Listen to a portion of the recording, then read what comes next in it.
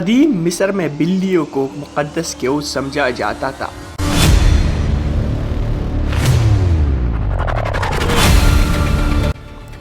بلیوں کی محبت نے ان کے ذہنوں پر کون سا اثر کر ڈالا اور خواب میں بلی کو دیکھنے کے بعد وہ کیا تعبیر نکالتے؟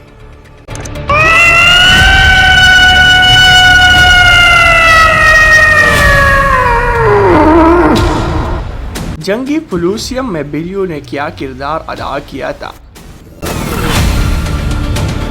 کیا بلی واقعی اتنی محبت کی لائق ہے؟ جب آپ قدیم مصر یا اس خطے کے لوگوں کے بارے میں سوچتے ہیں تو ذہن میں آنے والی پہلی چیز اہرام، پرانی پینٹنگز، اسپینکس، ہیروگلیفس، یقیناً یہ سب چیزیں ناقابل یقین ہے، لیکن اگر آپ قریب سے دیکھیں تو آپ دیکھیں گے کہ قدیم مصر کی سب سے دلچسپ پہلوؤں میں سے بلیوں کے ساتھ معاشرے کا جنون ہے۔ بعض طریقوں سے قدیم مصری بہت سے جانوروں کی تعظیم کرتے تھے جو ان کی ماحول میں شریک تھے۔ بلیوں نے خاص طور پر اس مخصوص علاقے کے بہت سے لوگوں کے گھروں اور دلوں میں خاص مقام حاصل کیا۔ اگرچہ وہ بہت سے دوسرے جانوروں کو پسند کرتے تھے، بلیاں ان کی پسندیدہ تھے۔ قدیم مصریوں نے بلیوں کو اس حد تک پسند کیا کہ وہ اکثر اپنی بلیوں کی حفاظت کو اپنی سے پہلی ترجیح دیتے تھے۔ مثال کے طور پر اگر خاندان کی پالتو بلی مر جاتی ہے تو وہ ماتم کرنے کے لیے اپنی آبرو منڈواتی ہے اور ایسا کرتے رہتی ہے جب تک کہ آبرو واپس نہ بڑھ جائے۔ اس کے نتیجے میں ہم ایک لمحے کے لیے رک سکتے ہیں اور غور کر سکتے ہیں کہ مصری اپنی بلیوں کو اتنا پسند کیوں کرتے ہیں۔ عام طور پر قدیم مصری بلیوں کی دو وجوہات کی وجہ سے تعظیم کرتے تھے۔ پہلا، انہوں نے فصلوں کو چوہوں سے محفوظ رکھا، اور دوسرا، وہ ہمیشہ قدیم مصری عقائد اور عقیدہ کے نظام میں مضبوطی سے جڑے ہوئے تھے۔ بلیوں کے بارے میں کہا جاتا ہے کہ وہ تقریباً 10,000 سال پہلے مصر میں پالی گئی تھی۔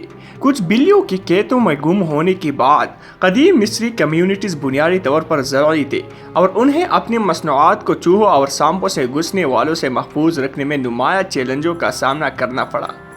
لہٰذا ایک ایسے وقت میں جب خوراک کی کمی تھی، بلیوں نے کھانے کی حفاظت کو یقینی بنانے میں ایک اہم کام کیا۔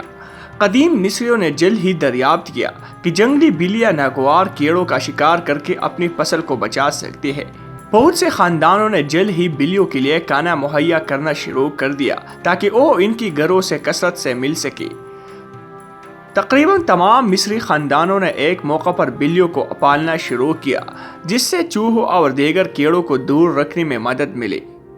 یہ شراکت داری ایک باہمی یا باہمی تعلقات کے طور پر مشہور ہوئی جس سے بلیوں اور مصری دونوں کو فائدہ ہوا۔ بلیوں کو انسانوں کے ساتھ رہنا پسند ہے کیونکہ اس نے انہیں خوراک یعنی کیڑے اور انسانوں کی طرف سے چھوڑا ہوا کھانا مہیا کیا۔ نیز بڑے شکاریوں جیسے خطرات سے بچنے کی صلاحیت۔ دوسری طرف مصریوں کے پاس اب مکمل طور پر مفت کیڑوں پر قابو پانے کا نظام ہے، اس لیے کسانوں، ملاحوں اور تاجروں کو گھریلو بلیوں کے لے جانے میں زیادہ وقت نہیں لگا، اور اسی طرح مصر میں مختلف جگہوں پر بلیوں کو متعارف کرایا گیا۔ چوہوں کی ترقی پر قابو پانے کی ان کی صلاحیت کے علاوہ بلیوں کو روحانی طور پر بھی اہم سمجھا جاتا تھا۔ مثال کے طور پر بہت سے مصریوں کا خیال تھا کہ اگر ایک بلی ان کے خوابوں میں دکھائی دیتی ہے تو یہ اس بات کی مضبوط علامت ہوگی کہ خوش قسمتی کے راستے میں ہے۔ بلیوں کا قدیم مصر میں مختلف مذاہب سے بھی گہرا تعلق تھا۔ مثال کے طور پر قدیم مصری دیوتاؤں میں سے ایک دیوی ماپلٹ تھے جو چیتے سے مشابہت رکھتے تھے۔ وہ سام جیسے مہلک شکاریوں سے تحفظ حاصل کرنے والے افراد سے پیار کرتے تھے اور انہیں انصاف کی نمائندہ بھی کہا جاتا تھا۔ قدیم مصریوں کی بلیوں سے عقیدت کا سب سے بڑا ثبوت جنگی پلوسیم جو 525 قبل مسیح میں دیکھا گیا جب پارس کے بادشاہ کمبیس دوم نے مصر کو فتح کیا۔